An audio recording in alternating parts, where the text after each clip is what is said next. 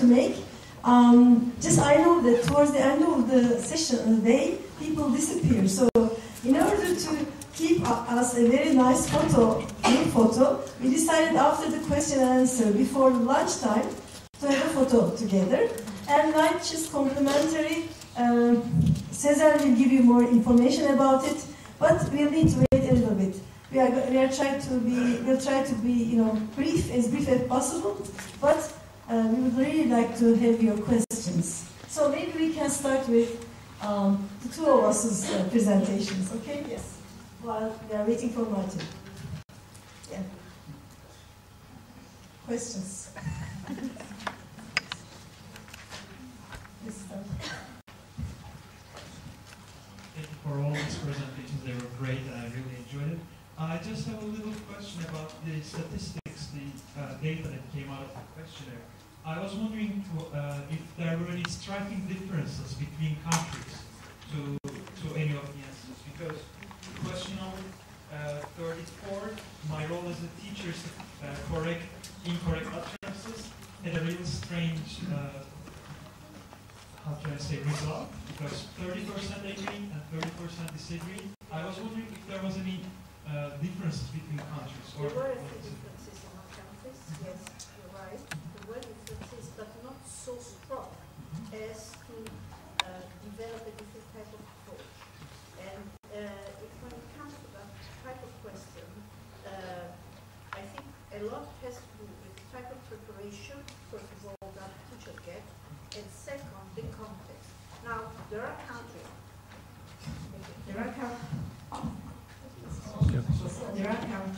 you hear that?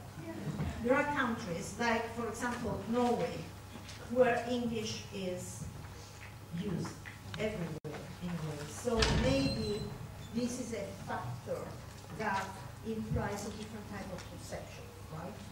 And there are countries like in Italy where most of the evaluation is not connected with this type of new approach, and so teachers tend to hypercorrect their learners. There are differences, but not so strong as to tell us, okay, in that country the course should be very different. Any other comments? I welcome this one, please. Hello. Thank you for your presentation. How many questions did you ask in total to the students? It was 45. And would you be so kind to share the questions with us? The ones we analyzed were always at the top of my statistics. They were there. They were not questions, they were statements. Yeah, the statements. Except for the very young learners, because they are real questions. Okay, to focus them more. I think, most of the questions I showed them, that's why I have over time and I apologize, but they were all there, they were statements, the ones you saw at the top of the graphics. I think she's asking for we can share. Can we reach those statements? Not yet, I think, because we're in the process of processing data, and since we are a consortium, we need to get everybody's clearance, ethical clearance. Okay, thanks. Yeah, in the handbook, yes, definitely. Once we start publishing, it will come. Yeah, we will be sharing parts of it. This is the first launch, by the way, needs analysis. This is the first presentation about it, public presentation about it. We will be presenting it in two different venues, one in AAAN in Denver in late March, and the other is in August in ILA, the biggest International Association of Applied Linguistics Conference and American Association of Applied Linguistics Conferences. We'll be presenting the results together with Natasha and some other colleagues. Yeah, TESOL International. I will not. Yeah, you also presented. They also presented in TESOL International, which I will not be there. Yes. You don't have a microphone, but can you hear me? Yes. Yeah. So there were 620 teachers. Which level of English were they teaching? And which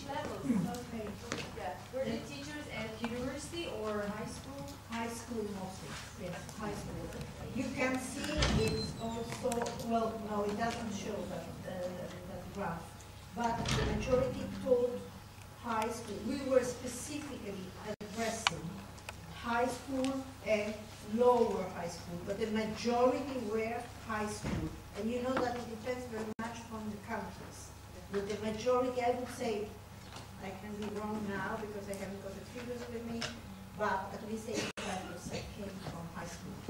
Because yesterday I was doing a research about Rome, and I came across with your university, and I was looking for preparatory schools.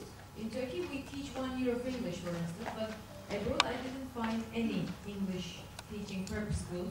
I might be mistaken. In Italy, What do you mean by prep school? English preparatory schools, we give like 1 year of English At university. at university We before have they such go to their preparatory year. department. No, that's Turkish. This was my concern. No. And they didn't answer from. It was only sent. I mean, majority of us use the official paths, like for example, professional associations or ministries of education or local education authority in order to distribute the questionnaire to the teachers. But you know, when it's an online questionnaire, you sometimes you reach people you don't expect. As we reached, it was very clear that it was for non-native speakers, but in the end, 3 native speakers. But we don't have a prep school. Yeah. Yes, unfortunately. In Italy, you don't have prep school, as far as I know, right? For At university. English. For English, yeah. By the way, our target was state school teachers when we started the project. But then, obviously, we cannot separate them. I mean, it actually happened to be the case in Turkey as well. So we have both from higher education, teachers from higher education institutions and from state schools as well. And now in our the CPD course, we have more, actually, we were supposed to accept 30 people for the research project, but we had about 160 people who applied to take part in the project. So we have, the majority of the teachers are state school teachers now. And most of them are primary and secondary teachers. We have only 1 university teacher in the selected group. And all the rest are state school English teachers. I'd like to add something about And very few as private school teachers. One thing was the teacher that we reached out with a questionnaire because we had a limited time. So if they were linked to professional association, to regional authorities, they would have answered. In the course, we have much more variety of levels. We have several primary teachers, for example, which is... Because for the course we needed to have a criteria to choose teachers from. And in most of the cases, this approach targets primary and secondary school teachers because there's extensive research on higher education institutions focusing on EMI, for example, which might reflect what we are doing with young learners and secondary and high school students. So it is, I think, in that sense, original. And it's very amazing to see how teachers are similar to each other across different countries. So anyway, when we are, you will follow us. We'll have another event next year. This time, again, we'll be here. We'll be reporting the results of the CPD as well. So, other questions. One yeah. or two. Up there, maybe up there. Since I got the microphone, I will just continue. Thank you very much for these lovely presentations. We are really enjoying it. I'm coming from Sabahattin Zaim University, Halkalı, from ELT department. I'm an educator there. I was going to ask a question to Dr. Dewey because, you know, correcting our students is something that, you know, we are always discussing about. Because we find ourselves almost automatically detecting, you know, with the best of interests, detecting and correcting their mistakes. And teachers always feel like they have to do it. They have to somehow notice what kind of issues their students are having and just correcting them.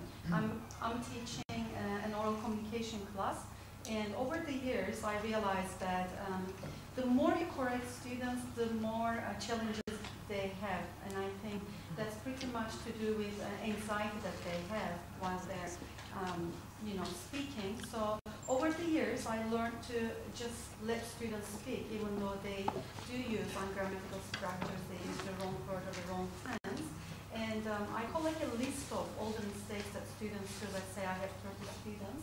And at the end of the class, without giving names, I highlight those, and then I give the right answers. So I was just wondering, from your perspective and other people's perspective as well, what kind of strategies should we follow up? Because I also feel guilty if I don't do anything. At the end of the class, I feel like I have to. So what is your suggestions on this? Thank you.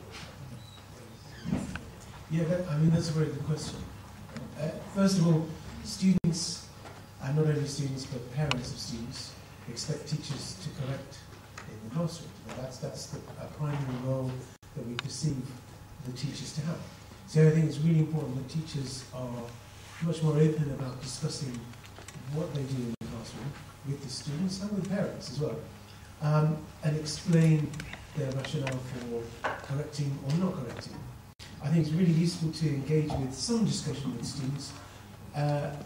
What we know about language and error correction and language learning and language development, we know that error correction doesn't have any impact or very little impact on a learner's development of language.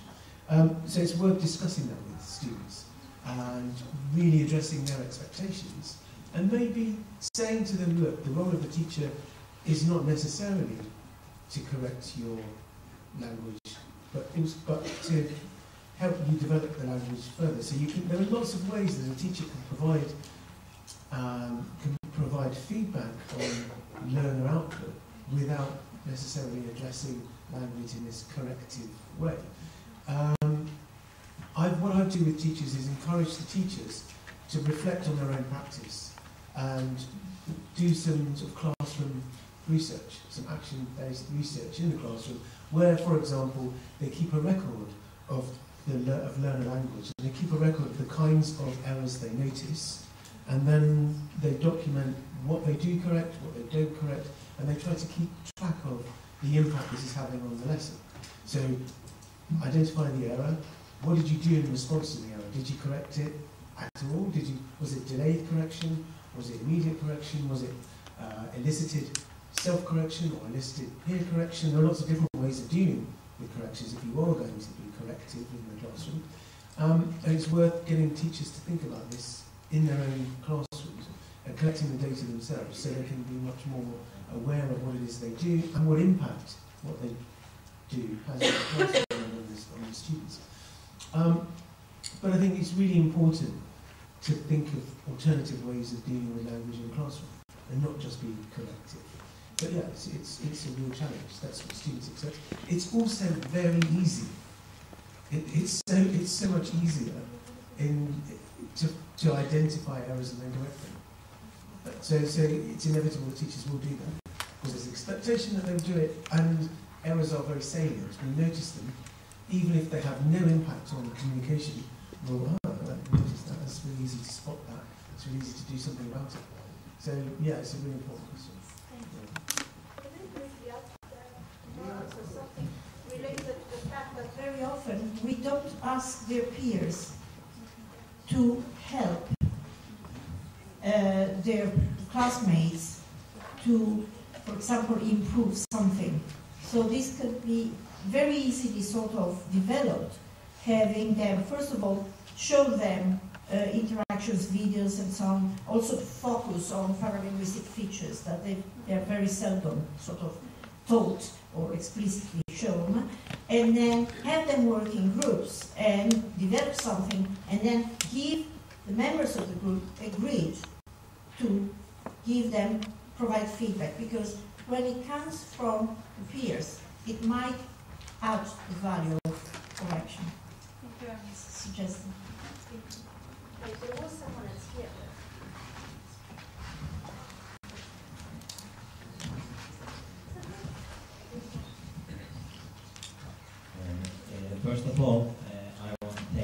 for this Erasmus Plus project.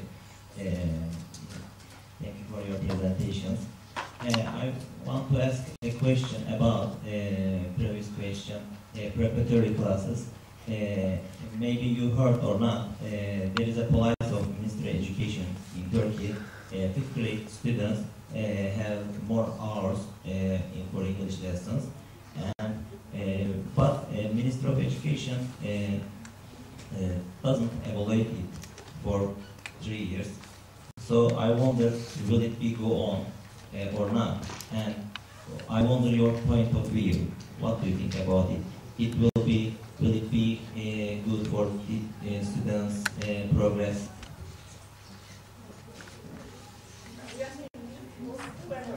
All of you. Okay. Actually, I missed what do you mean by the program for 2 years?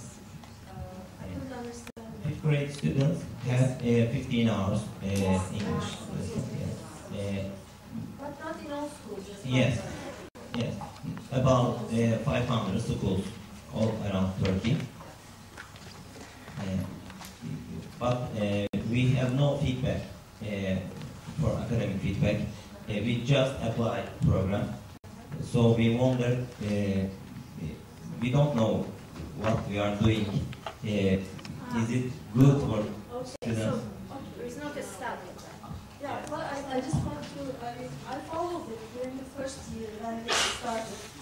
And I'm also directing some secondary school chains program for the past 4.5 years now. And they also implemented this year as enrichment program in some private schools. And I know in state schools that was the case as well. And I also had a PhD student interested in doing research in that topic.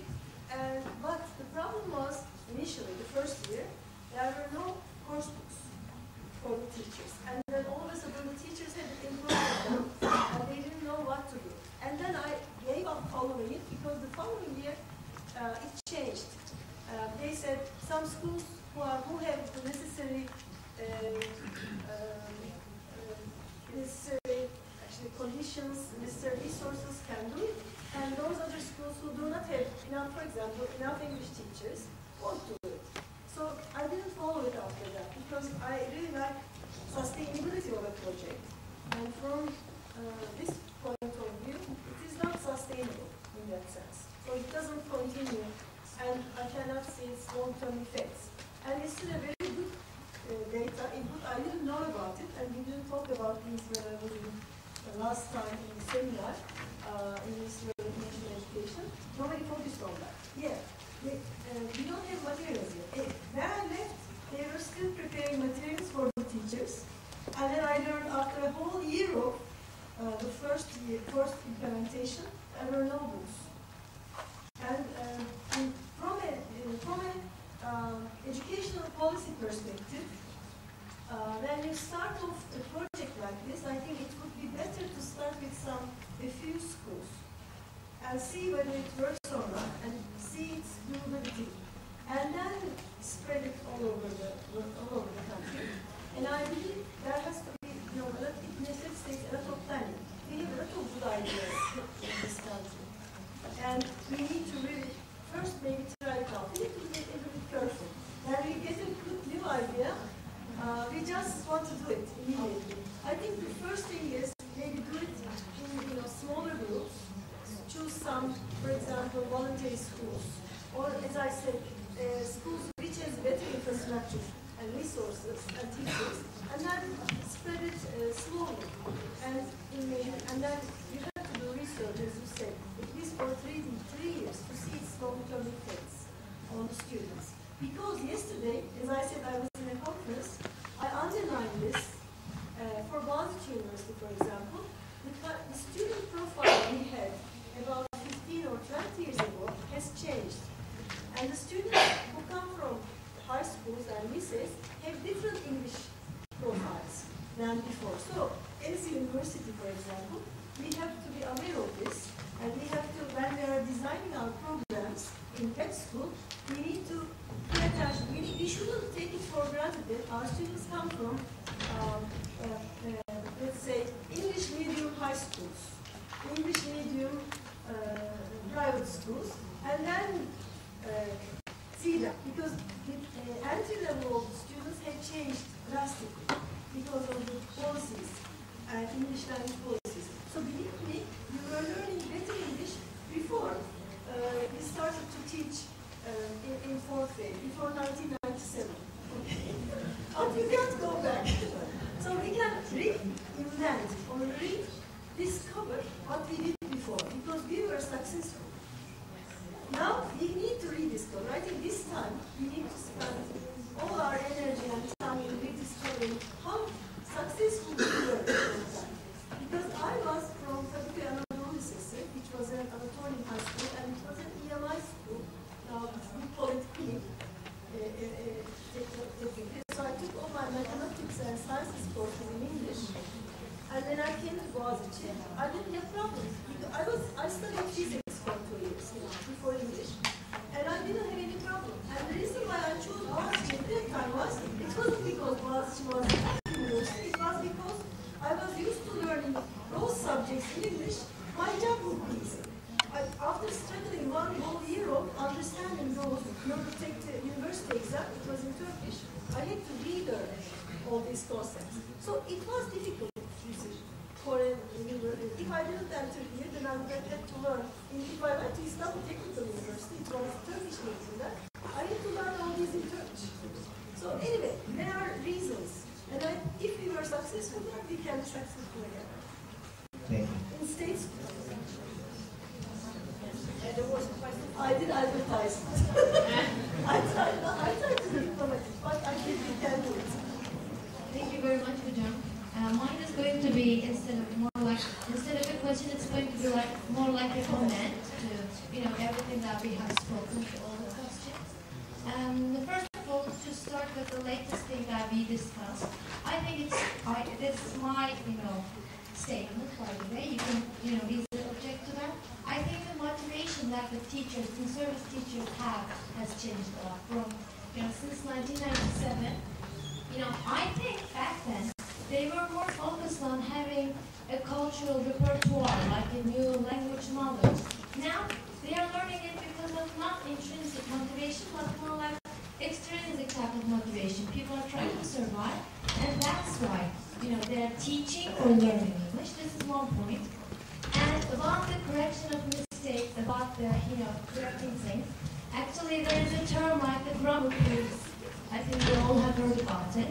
I think teachers enjoy it a lot. I mean, they love being grammar quiz. Like, now she has. You have to say she has. And I'm teaching in a vocational school in a university, and they are coming from a very bad, background of even Turkish. And you know what? When I stop correcting their mistakes, when I just overhear whatever they say, like mistake, like instead of using a and the, not using anything, or when they say she had instead of she has, when I just overhear it, the other students realize this, and they come to me at the end of the class and they say, Hocam, thank you for doing this, because we already know the mistake, but you did not stop me from speaking English. Because I think as we stop them in every mistake that they make, they already have a really low self-esteem. We just ruin their self-esteem. Yeah, because they already realize that their English is not perfect, but they just want to have the, esteem necessary to speak English. Thank you very much. Thank you. The reason teachers like it is because it's a very easy way to demonstrate knowledge, and that is really important as a teacher. You need to be able to do that with your position, your authority, it's a way of displaying expertise, and it's important in your status in the room. So that's why teachers do it. It's very difficult for teachers to do that otherwise without doing it. But you're right about fluency and student anxiety. Really important, not to inhibit the students further.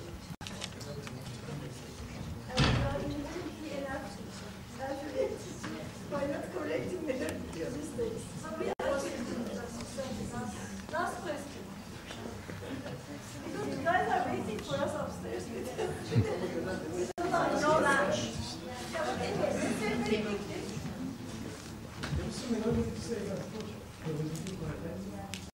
Because I mean, the project, when you were talking about using local project, not just I was thinking, well, this is actually to do this type of research because there are so many students who have English.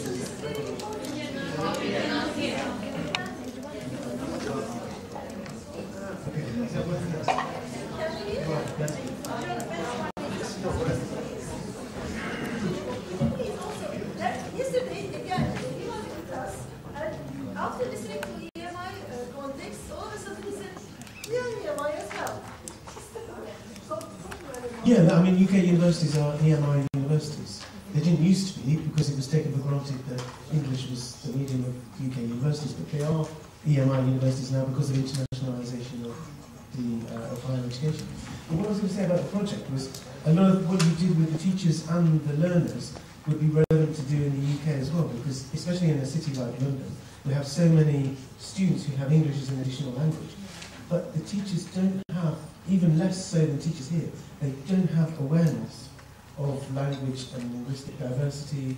So it's really important that we work with teachers in secondary schools and primary schools, because the attitudes that teachers have, including attitudes towards students' English when English is their first language, they'll correct the students because they speak in dialect or because they have a regional accent, and that really inhibits the students in the classroom. Doesn't this come back to what happened in the 80s, where the language international where they found out that many teachers didn't know anything about relevance of language.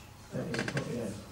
I think it's really important that teachers have a better understanding of She language. was mentioning the 90s, and I was thinking of other reforms that were done in Italy. It was a moment where teachers were very keen, and now, as someone was saying to me, it's not that they don't even dance, but they are overwhelmed by other tasks, very far away from language. Okay. I think we will continue over lunch. As I said, all welcome for our complimentary lunch. What do you think about it? What do you think about it?